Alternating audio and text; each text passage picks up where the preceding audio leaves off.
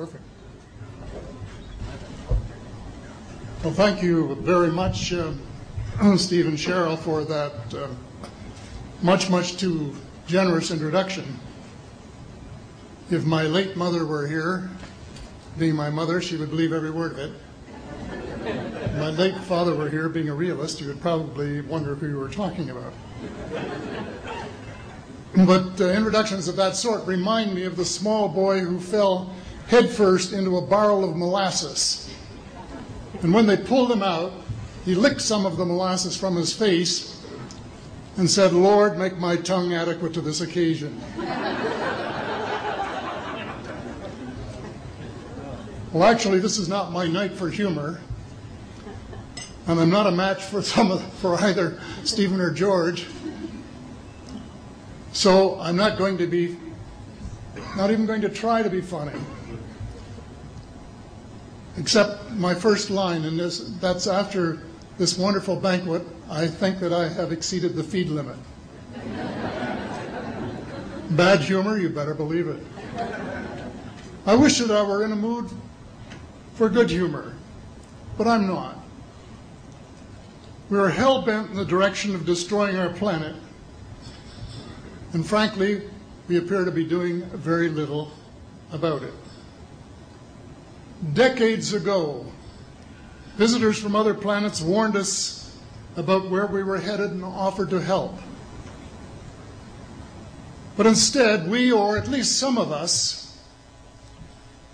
interpreted their visits as a threat and decided to shoot first and ask questions after.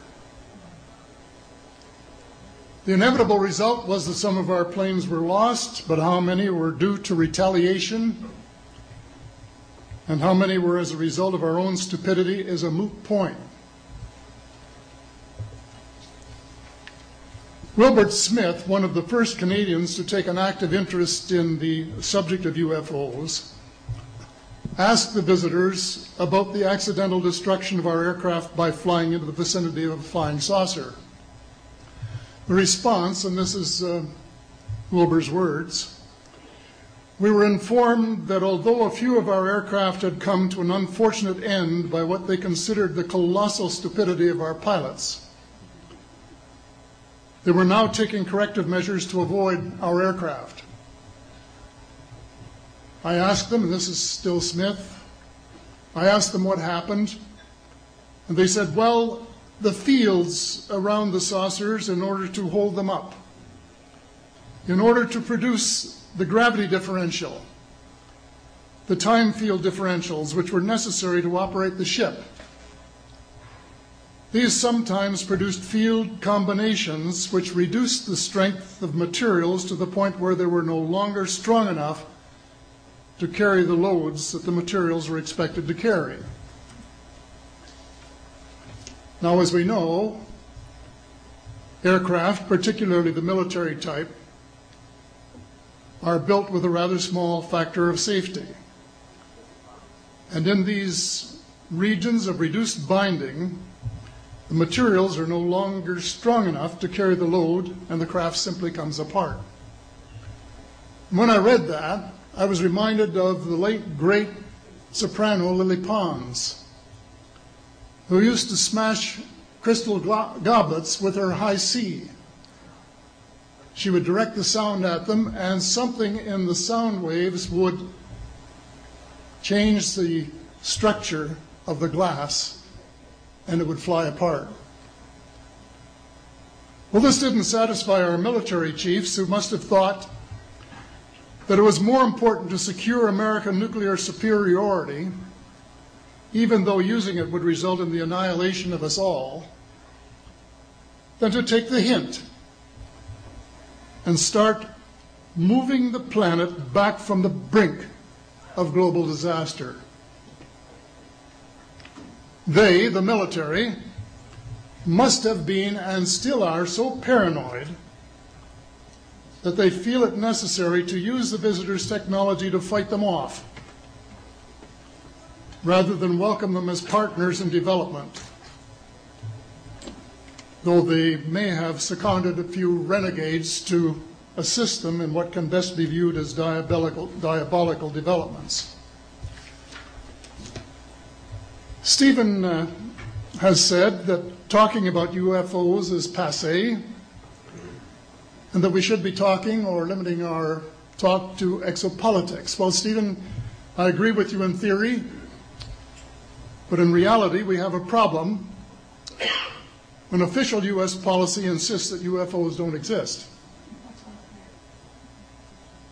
The veil of secrecy must be lifted, and it has to be lifted now, before it's too late. It is ironic that the U.S. would begin a devastating war, allegedly in search of weapons of mass destruction, when the most worrisome developments in this field are occurring in your own backyard. It is ironic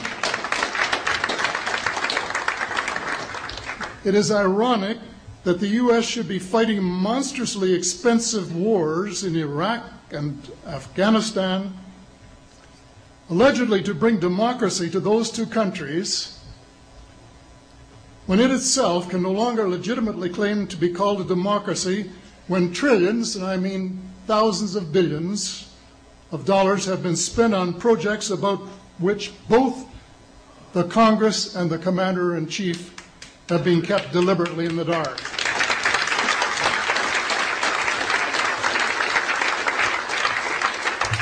How much has been accomplished in 60 years of feverish activity by some of the most educated minds in the United States?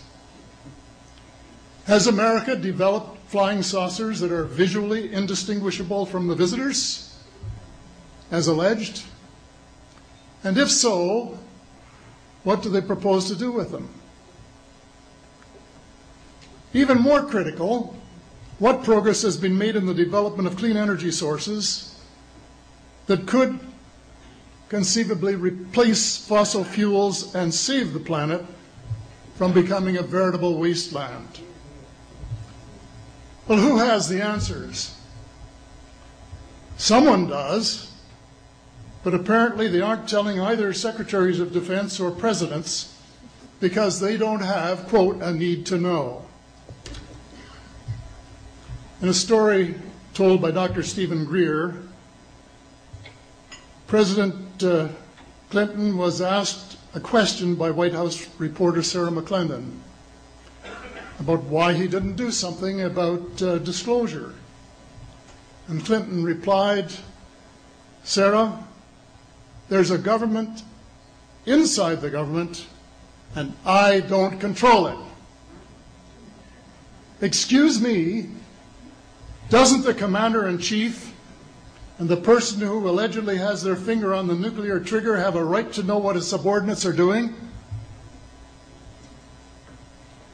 The people of the United States who have paid the bills have the right to know. The people of the world demand to know because it is our descendants too whose lives are in mortal danger.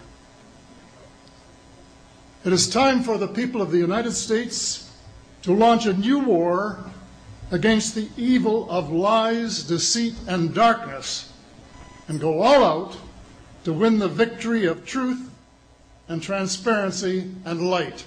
Thank you.